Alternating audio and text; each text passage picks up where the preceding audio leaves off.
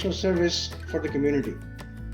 Our panelists will give their best information that based on their backgrounds and experiences. However, whatever is said during this webinar does not constitute medical advice in any shape or form. Please talk to your physician if you need specific advice on COVID or any other matter that comes up during this webinar. Thank you very much for your understanding on these matters. Now, let me turn to our eminent panelists and introduce them. First of all, Dr. Priya Nandi. She is a pharmaceutical research scientist and a licensed pharmacist in the state of New Jersey. She earned her doctorate in pharmaceutical sciences from St. John's University, New York. She has 20 years of experience in the pharmaceutical industry. She has developed pharmaceutical products that were designed for testing in various phases of drug development and commercialization. She holds 2 product formulation patents. She has experience in drug safety and global pharmacovigilance monitoring. She is an experienced pharmacist in both retail and hospital settings. In addition to her professional activities, Dr. Nandi is also involved in community service as a coordinator for Chinmaya Mission Bal Vihar in Branchburg, New Jersey. Welcome, Dr. Nandi. Next is Dr. Chirag Shah. He's an associate professor in the Department of Emergency Medicine at Rutgers Robert Wood Johnson Medical School and physician in the Department of Emergency Medicine at Robert Wood Johnson University Hospital in New Brunswick, New Jersey. He has been practicing for almost 15 years after his residency. Welcome, Dr. Shah. Dr. Sunita Gulati is our third eminent panelist. She's a pediatrician currently practicing in New Jersey. She did a residency at St. Peter's Hospital and has over 20 years of experience in the field of medicine. Dr. Gulati treats patients in integrative medicine, which addresses not only physical, but as emotional, mental, and environmental factors as well. In her free time, she enjoys volunteering in social services involving children. Our very warm welcome to our 3 distinguished panelists. Thank you for sharing not only your valuable time, but your expertise and experience in this very important field. So now let's, so this session, the rest of this session will be basically handled through questions and answers. Anyone who has any question for our panelists, please post them in the chat room. So I will begin my first question, a set of questions with Dr. Priya Nandi. Since you have in-depth experience in development and testing, perhaps you can enlighten our audience on the current vaccine options on the market. Specifically, as we all know, there are 3 vaccines that are currently being deployed around the world. Pfizer, Moderna, and AstraZeneca, although the last one is not available in the US at the moment. However, could you give us an overview of all the 3 vaccines, their underlying technologies, and their pros and cons? Thank you. Sure. Thank you, Dr. Bansal, for this opportunity and the platform, and thank you for your kind introduction. I'm pleased to be sharing this platform with Dr. Shah and Dr. Gulati. Thank you so much. So to answer your question, I will try to make it very simple. And this particular one is going to take a couple of minutes to explain, so please bear with me. As said, from the technology point of view, in order to explain the differences and or the similarities of how these different vaccines work, first, we have to understand how a vaccine is supposed to work in general. So once we understand that, we can understand why there are so many technologies and different companies producing different things.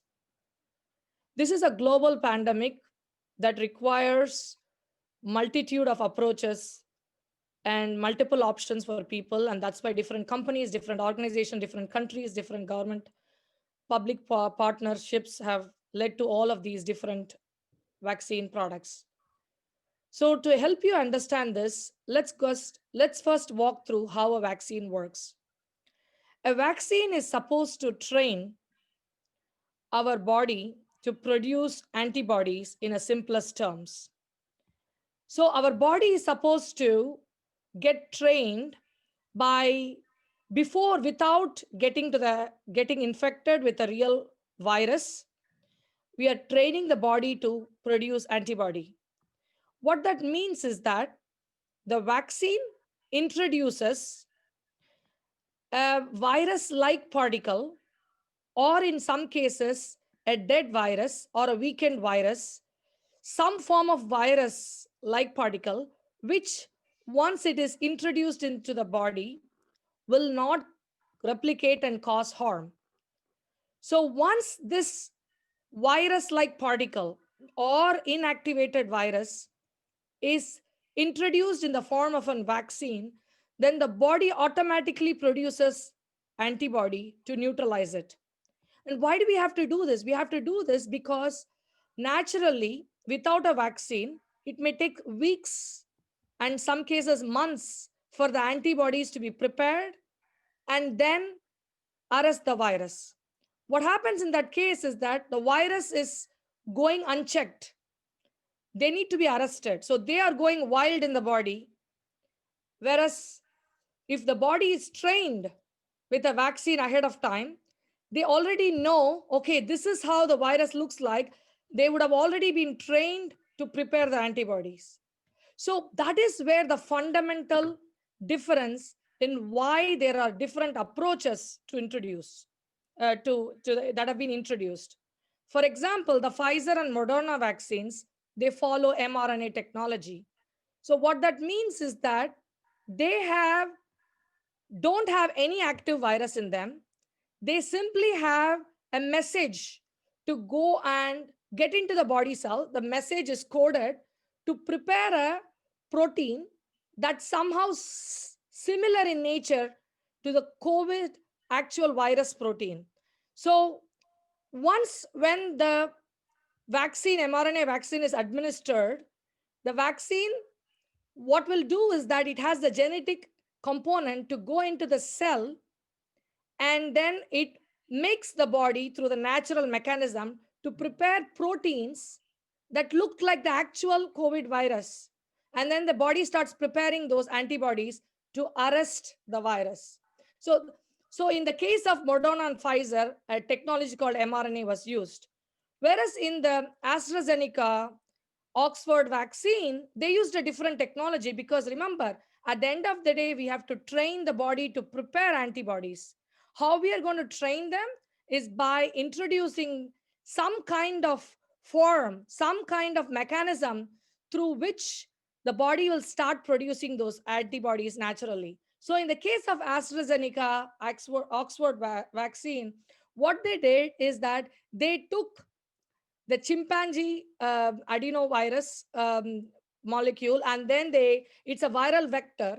To explain it in simple terms, they used a part of the uh, virus like protein, and then they introduced that with a technology that is different than the mRNA technology used. But at the end of the day, if you want to remember simply that the body is getting trained to prepare the antibodies. The technological differences vary. In case of some other vaccines, there could be like a weakened form of the actual virus can be, introduced into the vaccine, and then that goes in and gets absorbed. I hope I have made it very simple. I know it's a very complex topic. I'm trying to make it very simple. I'm happy to answer if there are any follow up questions. Thank you, Priyaji. Thank you for that very elaborate description of the three technologies. Um, can you say a little bit about their relative benefits or issues that might be associated with them? Sure. So, if any vaccine, what we have to talk about is the safety and efficacy. So, what we have known from all of these different technologies that we have seen is that it is very safe. And speaking of efficacy, I need to take a minute to elaborate more. So, when we are talking about efficacy, I think that word is thrown around freely and loosely, along with effectiveness, etc.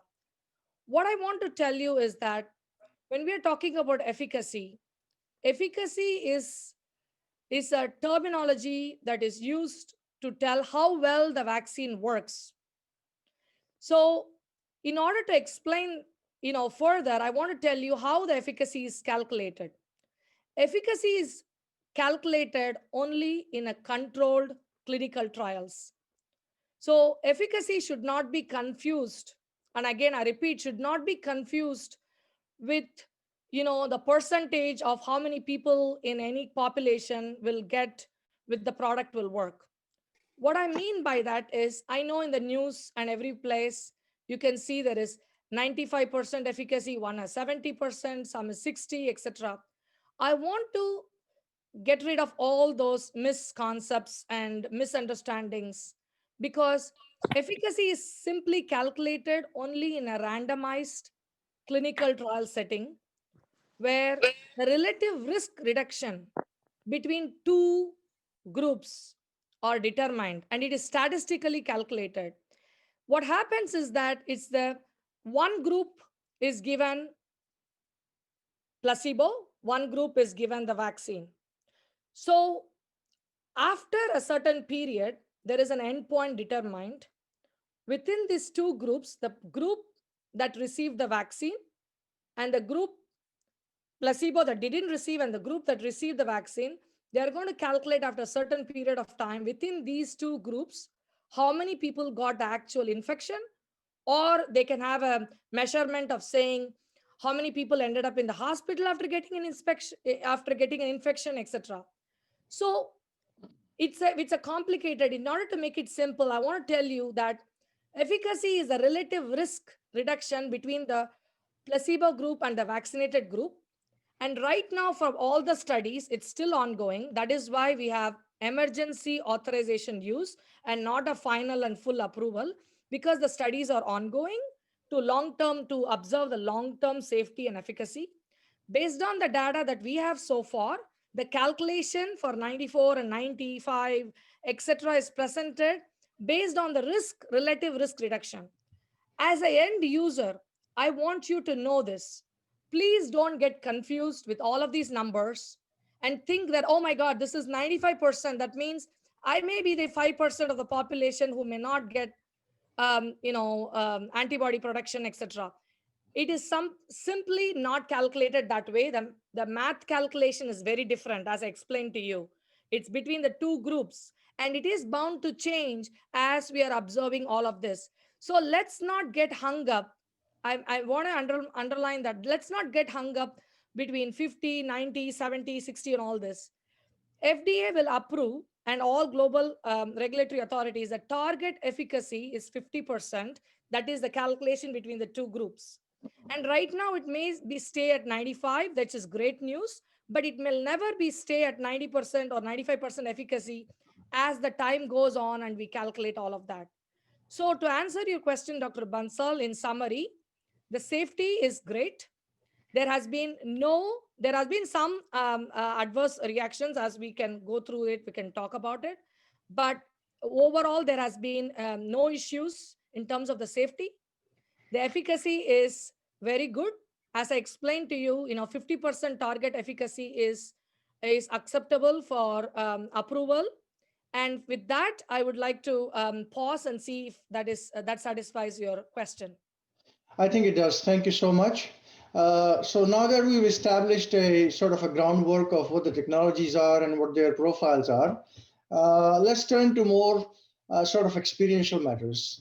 So I will turn to now Dr. Chirag Shah and Dr. Sunita Gulati ji. And both of you have taken the vaccine, and I'm assuming you've taken both the doses by now.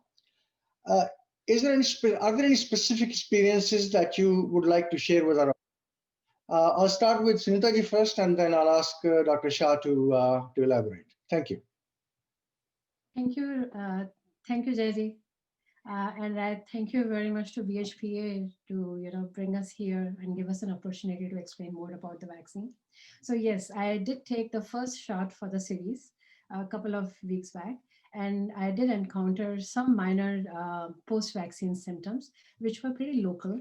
So bruise at the site of the injection, some redness, some warmth, difficulty raising the arm for a couple of days, and maybe mild fever. So nothing more than that, nothing out of ordinary, and it was the same as you would get it after any other vaccine like flu and all.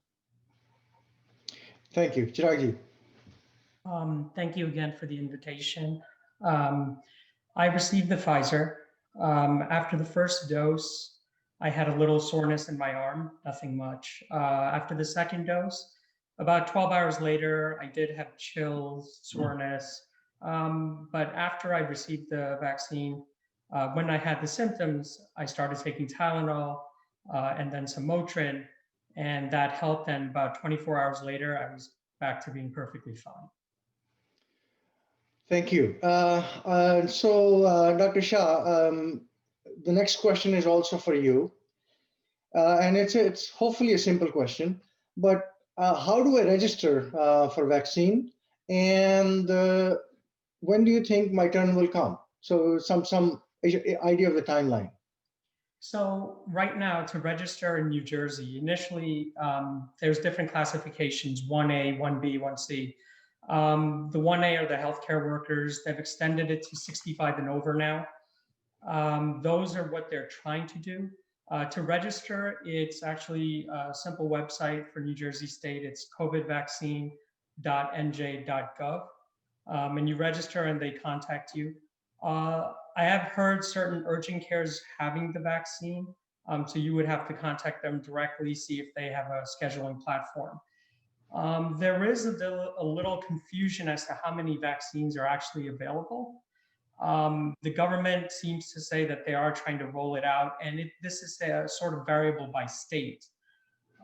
They are trying to get more people who are at the front lines, but also the older who are more at risk of having complications.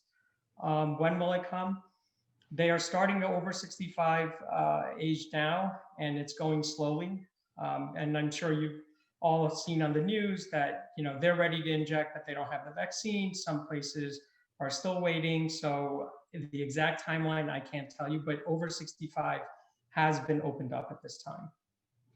Okay, great. The next question is also for you, Dr. Shah. So a little different question.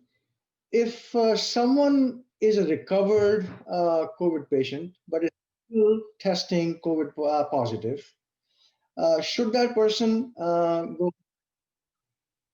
I missed the end. Can you say that? Should that person take the vaccine? So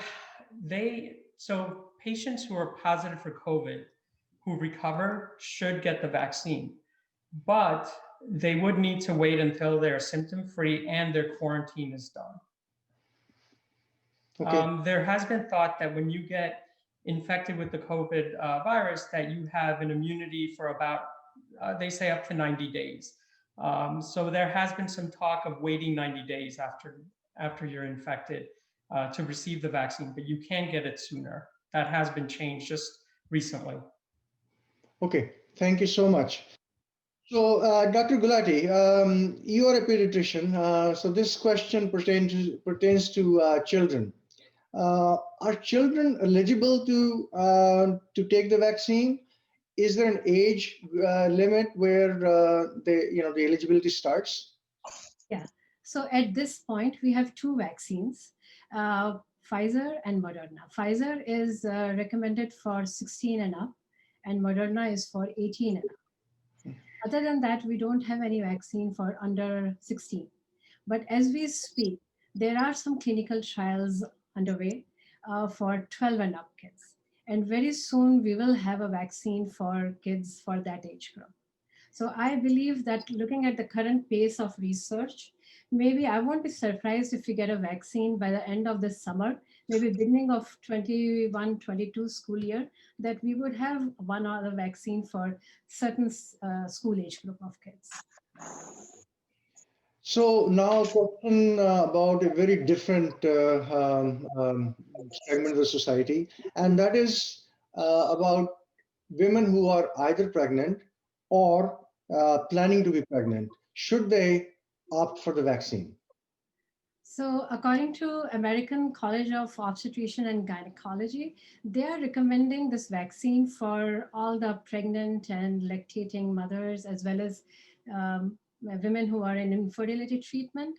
But CDC is officially not recommending it, but they are telling them to take advice of their medical provider and make an informed decision. So, during all the COVID trials, they did not include any pregnant or lactating women in the clinical trial. However, there were a number of women who got pregnant during the trial, and they didn't have any miscarriage or any adverse pregnancy outcome, like second or third trimester miscarriages and all. And neither did the babies came out with genetic abnormalities. I So see. looking at the benefit and risk, and if the woman is in the recommended age group where she is eligible to get the vaccine now, that means she is getting exposed to the infection and she is pregnant, she should definitely weigh the risk of benefit and weigh the benefit than the risk. So yeah, that's what the recommendation is. So the key message is she should consult her physician. Physician, yeah, Okay. Thank you. and make an informed decision. And make an informed decision based on physician's advice. Thank you. So we're going to now turn to the safety aspects of the vaccines. So Dr. Chirag Shah, question is for you. Is it safe for older people with underlying conditions such as cardiovascular conditions, diabetes, or respiratory issues? What do you recommend for them? So older patients are your more vulnerable patients. That's why after the healthcare workers, they're the first up to receive the vaccine. And at this point, it's really imperative that everybody who is over 65 or who has critical medical issues go and get the vaccine.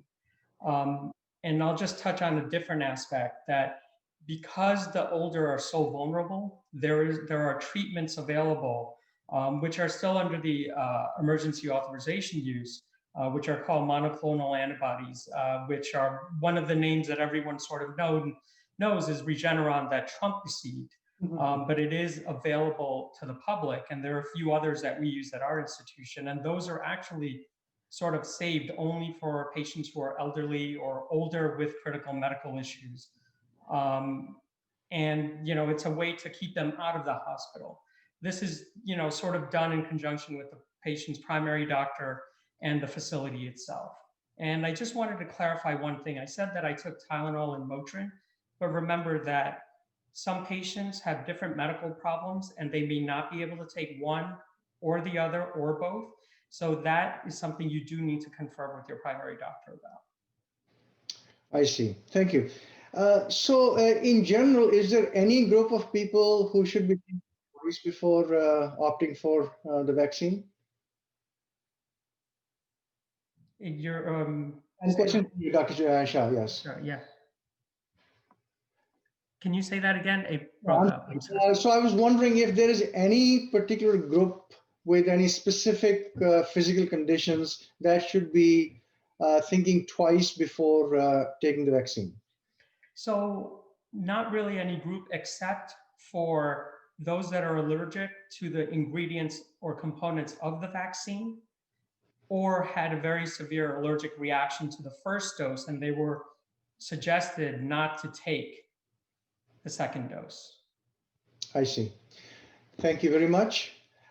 So while we are on the subject of safety, like a little bit more elaboration on the risk profiles of various technologies in view of certain factors.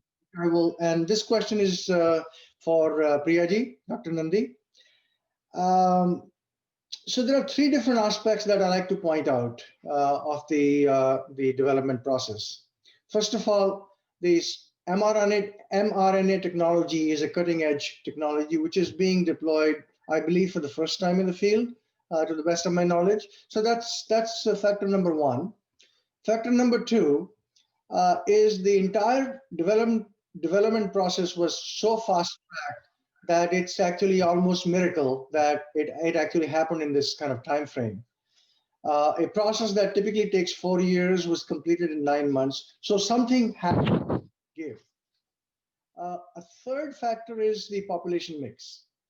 So specifically for this group of people, this audience, the question is: were the people of origin adequately represented in the testing protocols? So you have three different factors. If you could please, in whatever order you feel is appropriate.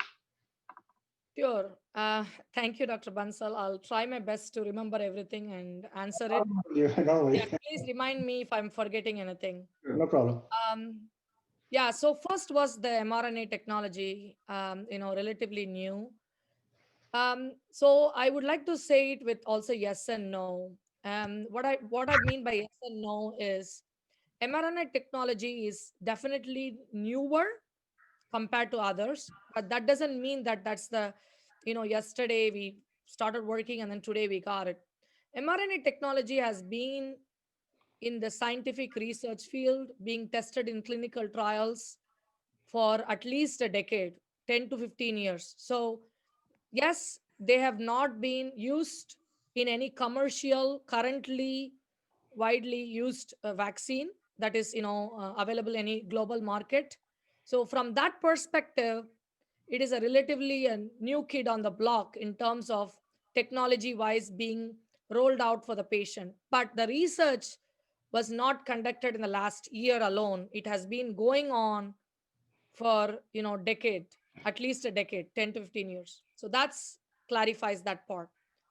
The second one is very important for people to know, that how come we found a vaccine and got it into patient's arm in the same calendar year. And I think a lot of my relatives and friends also asked me this question, being in the pharma industry. So last year, if you would have asked me, or anyone in my circle would have asked me this question, can you develop a vaccine in a year or any product and bring it in the market in the same calendar year? I would have laughed it. And I said, like, no way, that's not possible. But here we are in the middle of global pandemic. There was commitment from global health authorities, private public partnership, global pharmaceutical companies, biotechnology companies all over the world. This was a global pandemic not seen in our lifetime. So there was a lot of monetary investments, heavily billions of dollars were poured in into advancing this vaccine release and production and etc. What I want to, before I go on to explain, I want to give the key message to people is that even though it was all done in one calendar year, from the time a virus was identified, vaccine was given to somebody's arm in December, I want to assure you that there were no scientific cutting corners happened. There were no sort of like shortcuts taken. There is no shortcuts in the science and in the um, processes that happened. I'll explain you why.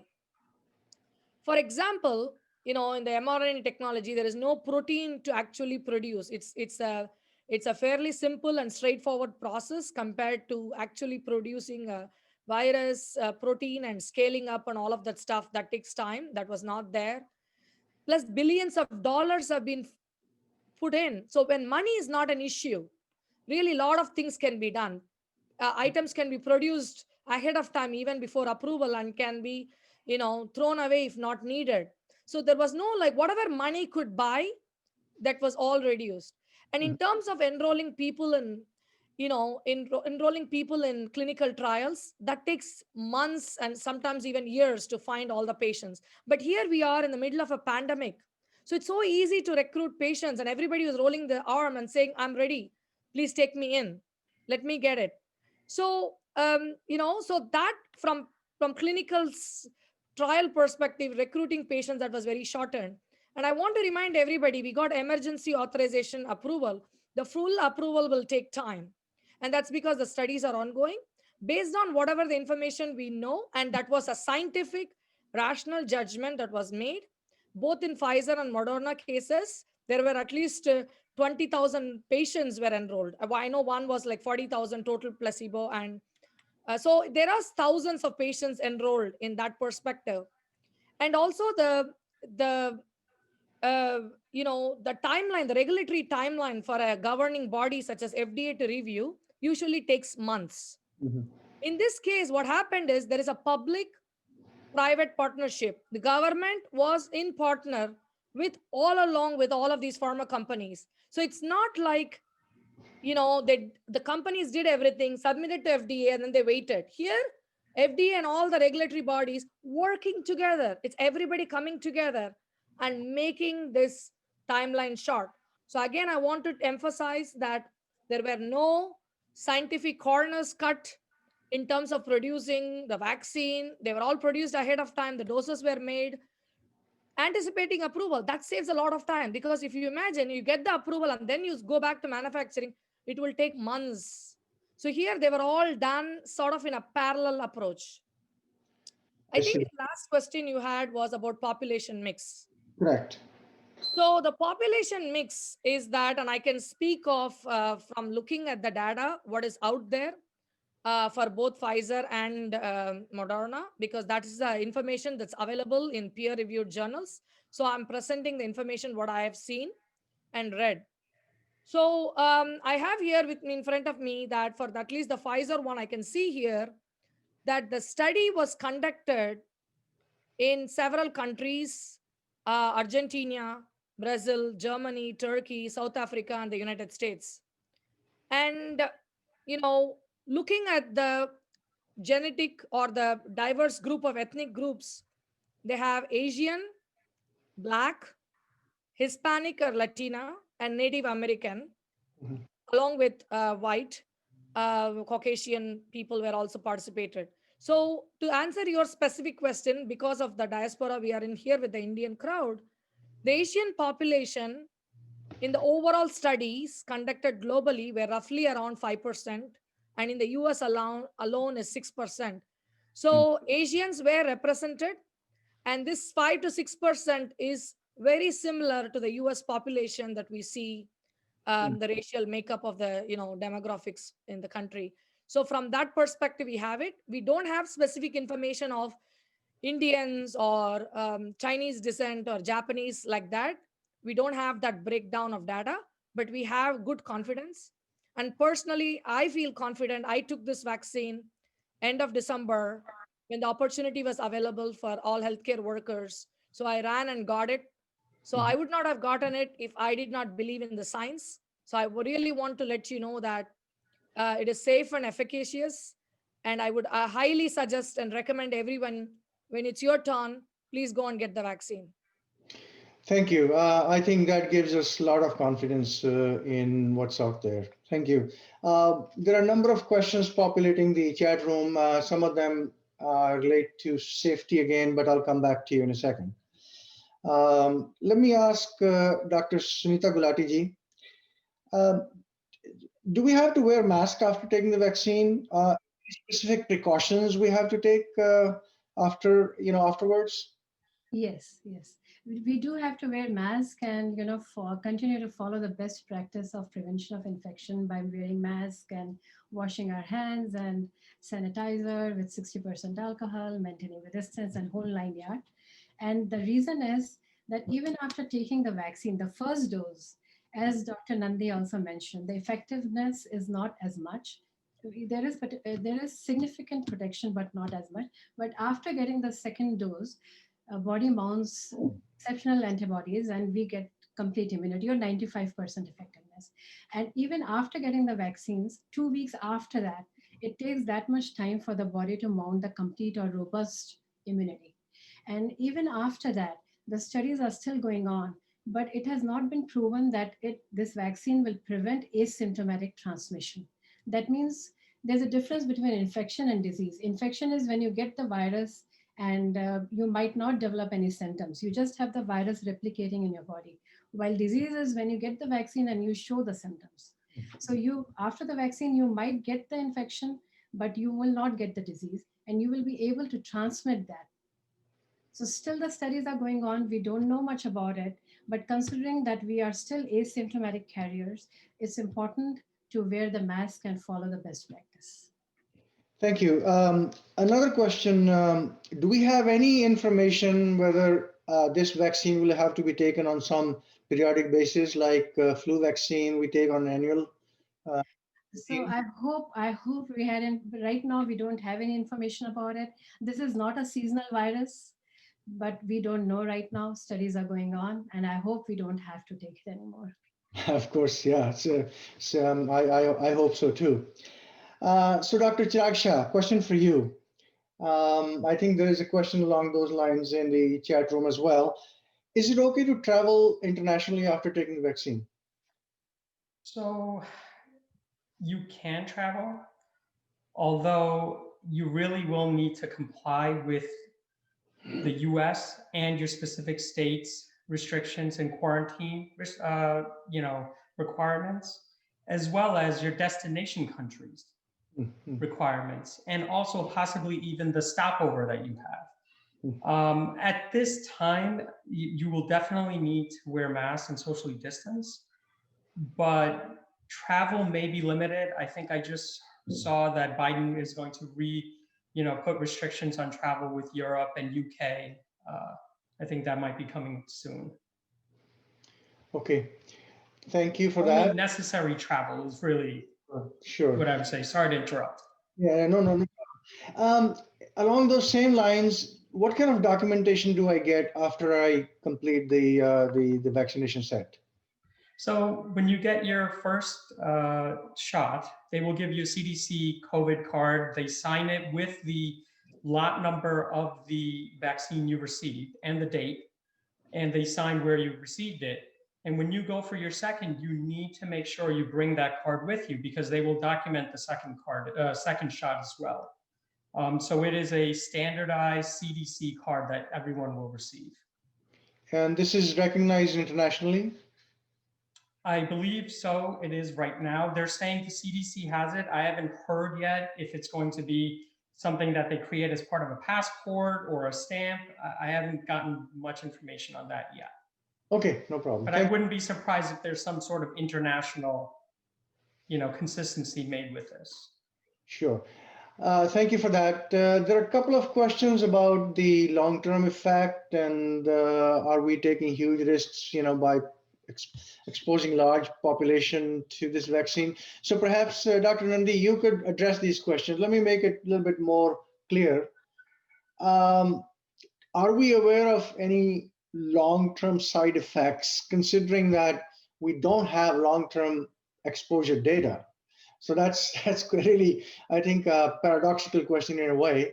The second thing is, we tested this on a limited size, population size, and we are now exposing millions and potentially billions of people around the world.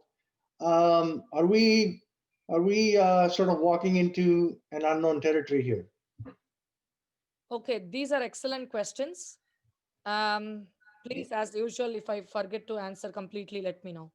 Sure. So in terms of long-term safety, as both the panelists, Dr. Sean Gulati mentioned, the studies are ongoing. Dr. Gulati also said we don't know any more information. But what I want to add along with that is one thing about long-term safety of any vaccine in particular. What I want to say is if you get a vaccine, everyone is observed for roughly 15 minutes 15 minutes, and then if somebody has immune compromised thing, they will have to be observed for 30 minutes. And it was not arbitrarily selected. This was known that if patients have any kind of allergic reaction, like comes in the form of hives, any breathing disorder, anything that happens, respiratory arrest, they will kind of will know, on an average in 15 minutes, and some immune compromised people, that's 30, and that's how the whole time limit came. But I also have read and looked at, as a scientist, I've looked at all the data of all the vaccines to date that have been developed and rolled in the market. If at any time, in all of these vaccines, if there were any severe, serious adverse events that were related to the vaccine, typically we would have known at the end of 60 days. That is it's looking at historical, data of all the vaccines. So far, the technologies, as I've explained, is that they are all very well established, with the exception of mRNA, which still is newer in the block but has been tested for decades. And the mRNA vaccines by themselves don't contain any active virus.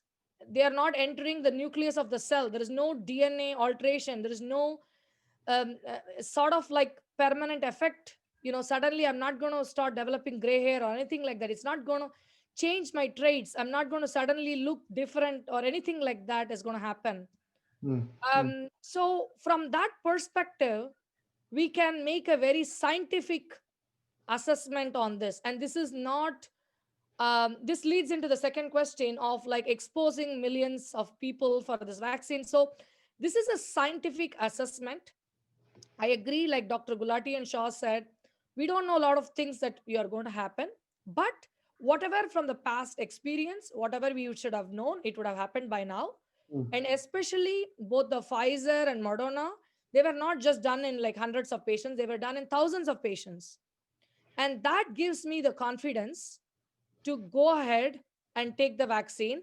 And I would advise my mom and dad and my immediate family members to go ahead and take the vaccine, because it is not just, this virus will not be arrested by just one person getting the vaccine. It has to be taken by the entire community. Thank you. I think that's very, very well said, and I think very understandable. We, as is given the severity of the crisis, there are certain amount of risk we, as a society, have to assume, or it will never go away. So I think that's a very valid position to take. Now I have a bunch of sort of what if kind of questions, and I will, I guess, cycle between Dr. Gulati and Dr. Shah on those questions. The first one is, it says, considering the supply at this point anyway, what happens if I miss my scheduled appointment for the vaccine? Do I get a second chance? So, Sunitaji, if you would take that. Yes. So it is very important to get the second vaccine as well, because you're not going to mount the expected immune response if you don't get the second one. And if you miss the second shot, you will definitely need to schedule another appointment to get the second shot.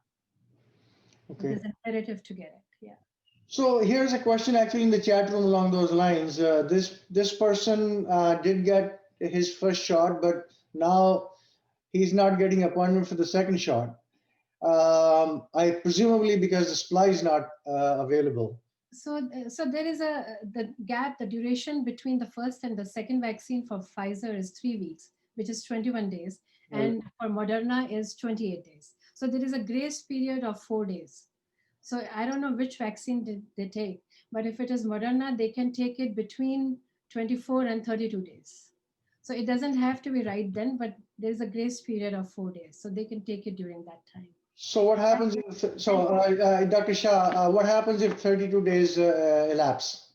So just recently, they increased the time period to receive the second dose from those time periods all the way up to 6 weeks after the initial dose. Okay. As well as if for some reason you are not able to get that in that time period, you do not start with dose one again. That just came out. You can just get the second dose. I see. Thank you. Thank you. So here the minimum interval is 21 Right. or 28 days, but the maximum interval can go beyond that. Right, exactly. Thank you. Sunitaji, related question again. Someone just turned 16. Is it okay for that person, child, to take it? Yes, they can. Okay, thank you. Um, Another question is, can I take one shot at one place and another one at a different place, or do I have to go to the same place for both the shots? You want to take a crack at it, Sunita ji? Yes, so it's not your choice.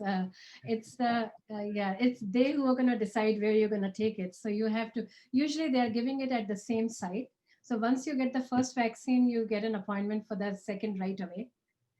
So I guess it's not your choice. But if you want to change it, you can call them and contact and see if you can get it. Okay. Just to piggyback on that, what they do is when you get the first shot at one place, they reserve the second shot for you at that place. So when you go to a different place, they won't know if you've had it there or so forth. They won't have a reserved second dose for you. That's why it's so important to go to the same place where you received the first shot, unless they otherwise instruct you, and also to bring your card. Okay, thank you. Another question is, what if I feel some complications after the second shot or after taking vaccination, whether the first shot or second shot? Any one of you want to take it? If you do receive if you have any issues after the second shot or first shot, I wouldn't take Tylenol and Motrin before taking the vaccine. There's a question of if it interferes with developing the immunity.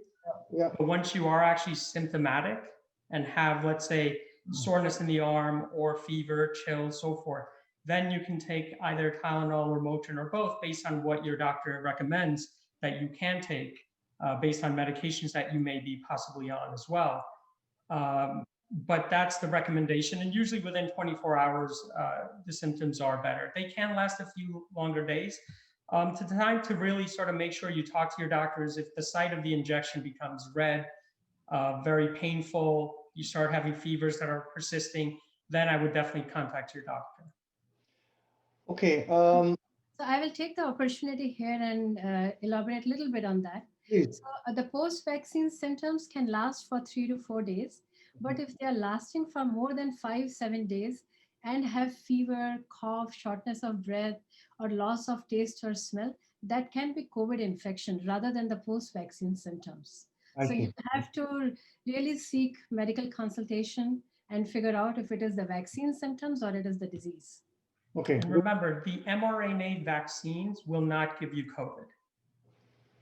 But you That can is important to know. Yeah. They do not have COVID. They are not made of COVID. Sure. Therefore, they cannot give you the symptoms of COVID, unlike the flu vaccines that we take. I see. They're just fooling your cell system to trigger a response. Right. It's just a trick. Right. Okay. Here's a question for you, Sunita. The 16-year-old child with peanut allergies. Yes, he can get the vaccine. You should talk to your healthcare provider though.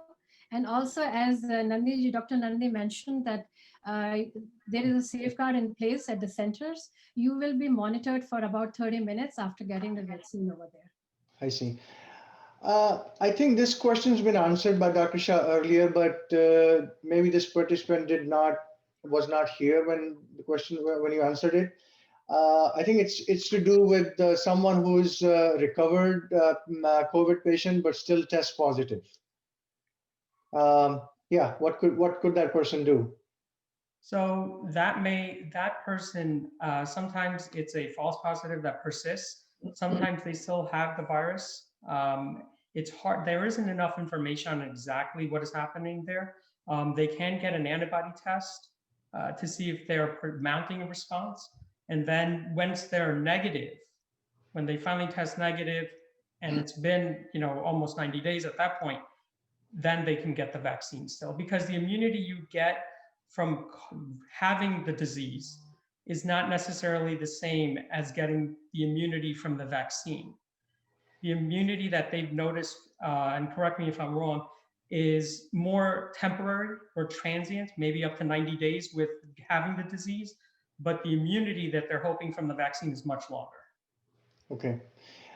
Here's a question from a person. She and her husband had fairly severe reaction to the first vaccine shot. So now they're afraid of taking the second shot. What would you advise them? If it was not as severe to need EpiPen or medical, intervention, then they should definitely go ahead and take the second shot. But always consult your healthcare provider before that. Sure, sure. Uh, if someone is allergic to eggs, is it okay? Yes, I did answer that in the chat. They can, because this vaccine does not contain eggs, beef, pork, or any blood products. So it is safe to take it. Okay. There's a question about the Indian vaccine. I'm not sure how relevant it is to the US population, but if there's a quick answer, there's something called Covaxin or Covishield. Anyone, is there any quick answer to that? Do we know about what they are, what they I'll do? try I and haven't. explain some things. So Covishield is basically AstraZeneca Oxford vaccine Hmm. that is given the Covishield name in India. And the reason why these vaccines are preferred in India is definitely the Covishield, which is AstraZeneca Oxford, and the Covaxin, which is the Bharat Serum Institute's own vaccine, that is the Covaxin. It is rolled out in India. That's basically all. Both of them are emergency authorization use, and it is very relevant for Indian population because unlike the Pfizer and Moderna vaccines, these require only storage in 2 to 8 degrees centigrade and can be easily shipped within the Indian subcontinent, and people can take it because it's a normal refrigerated conditions and the infrastructure will allow. In terms of the safety and efficacy data, Oxford is available with the information and it's safe. The efficacy obviously is, as I explained before, don't just get hung up on the numbers. If it is more than 50%, just go ahead and get it.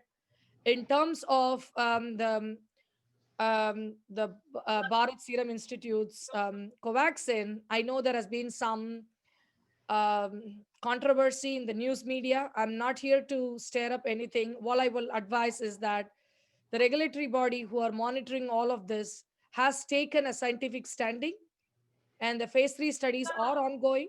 They have rolled it out for emergency use authorization.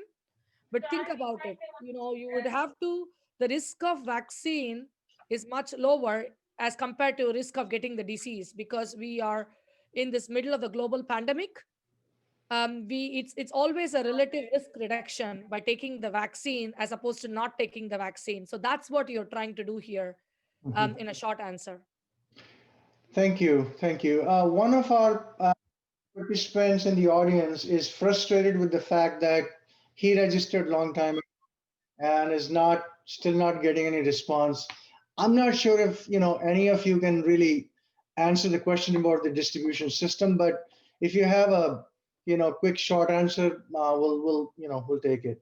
Anyone? I think it's the volume of people signing up and the limited supply of the vaccines that are contributing to the delay, Okay. is Is what there it any? really seems like. I Yeah. So, question: is there any place they can reach out, complain, just express their frustration, whatever? I can add something on top of Dr. Shah, if it's okay. Please.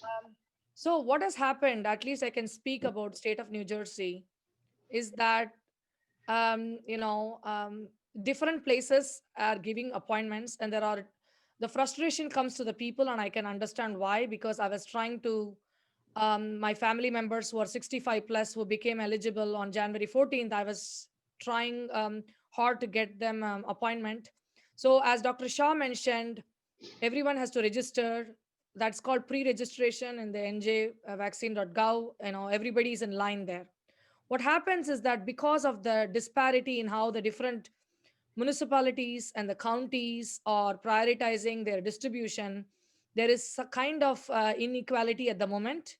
I'm very hopeful that as the manufacturing has scaled up, and Dr. Shaw already mentioned, in a few weeks' time, that should all normalize. But this is the growing pain that we are in, because on January 14th, 65 and older, along with that 2 million smokers became eligible, and also with people younger than 65 with comorbid population. So there is suddenly a lot more people got eligible, and I can understand the frustration. And besides registering, like what Dr. Shah said, the appointment system is individual. Some counties are just for example, the Somerset County where I am in, they are not encouraging any private appointments. But if you go to Ocean County in New Jersey, you Mm. can, if you get up, if you get a chance, the appointments go away quickly in local Rite Aid and other places, shop rights. It's frustrating, I know, but just hang in there for a couple of more weeks because of the disparity in the rollout between the different communities and the counties adopting. It's taking some time. Thank you. There are a lot of repeat questions in the chat room. What I would suggest is that we will make this video recording of this entire webinar available on our YouTube channel. Please review the video afterwards, and somewhere along the way, your question has been answered. We are just past the hour, 6 minutes past the hour.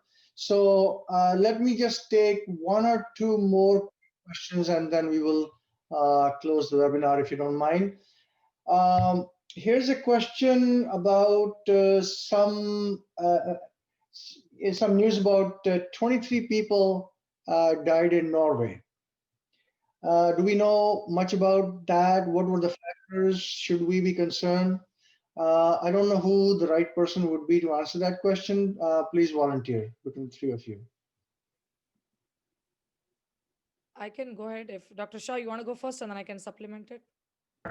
So currently, there was also deaths in California that they were also bringing up. Currently, we're still awaiting information on what happened exactly. There hasn't been anything clearly linked to the vaccine yet, but right now it's more of a wait and see approach. I don't know if you saw anything else, Dr. Nandi. Yeah. As far as the California, you're right, because we don't have any more information.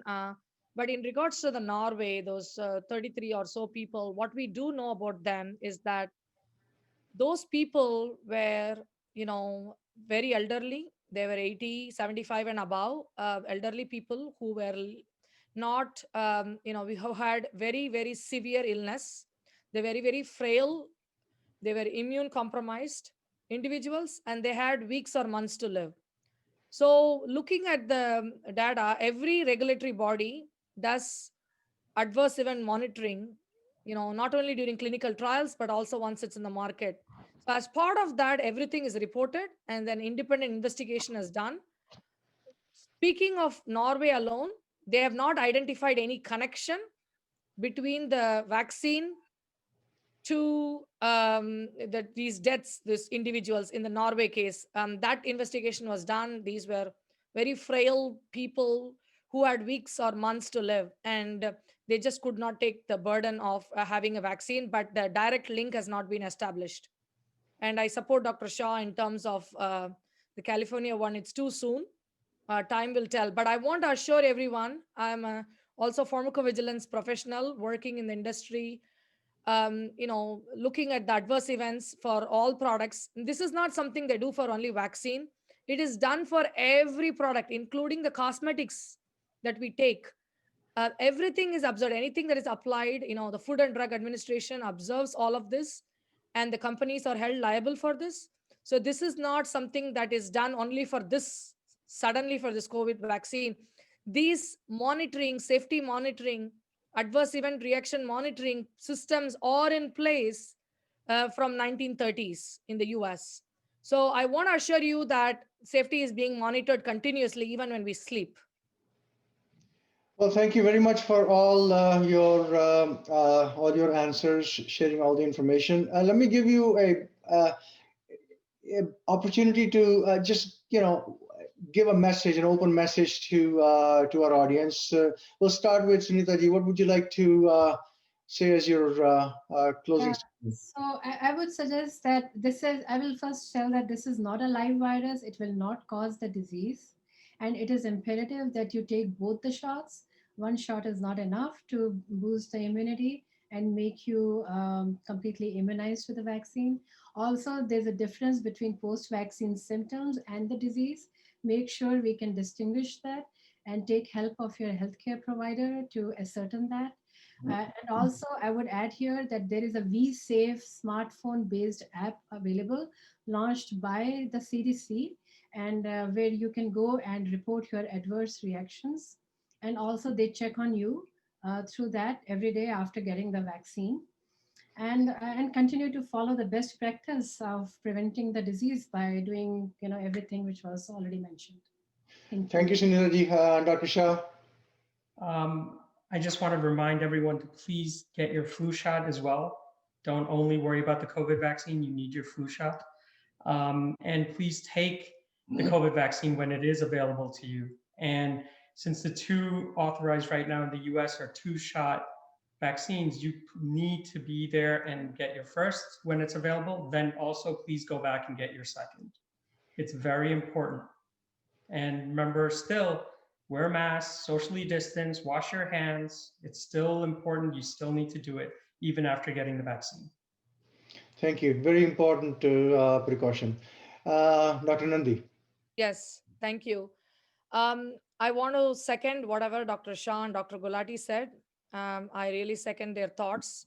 What I would like to add is that please go ahead and get yourself vaccinated because it's safe. Please go ahead and get yourself vaccinated because the efficacy results are there, and 50% target is enough for approval, and don't get stuck with all the different numbers. And the science, let the scientists worry about all the science, and just don't get caught up in the chitter chatter of all of these sensational sometimes things. There are governing bodies and institutions are in place to monitor this, not just for today this vaccine, it has been in place all along. And I definitely would encourage everybody to get vaccinated, because it's not one person getting vaccinated, it's the entire community. So please help your friends, your elderly neighbors, and if they don't have access to internet or they don't know how to do the appointments, please look out for your neighbors, because as a community we all need to get vaccinated. If we don't help each other, we cannot kind of get out of this current situation. And as Dr. Shah and Dr. Gulati already mentioned, please continue to wear mask, and please socially distance and get yourself vaccinated. Don't worry about which vaccine you're going to get. Whatever you get, just take it, and that's fine. Okay, thank you so much. On that note, please join me in thanking Dr. Nandi, Dr. Shah, Dr. Gulati for taking their valuable time out of their busy schedules and for sharing very important information with all of us. So give them a big round of applause. Thank you very much. Thank you for having us. I would like to once again give a special thanks to Shalvi Agrawal for coordinating the entire event. She contacted and got all our distinguished panelists on board with this, and so thank you, Shalvi, for all your efforts. Our thanks to everyone in the audience for your participation. We hope that you found the information helpful, and we look forward to seeing you at one of our future events. Thank you very much. Now, just a bit of a plug about VHPA and the New Jersey chapter. We're always here looking for your participation and help. We're always here to service the community. And if you have any questions about what we do, what we are about, and what our future plans are, please just write to us at admin, ADMIN, at vhpanj.org. On that note, thank you very much. Namaste.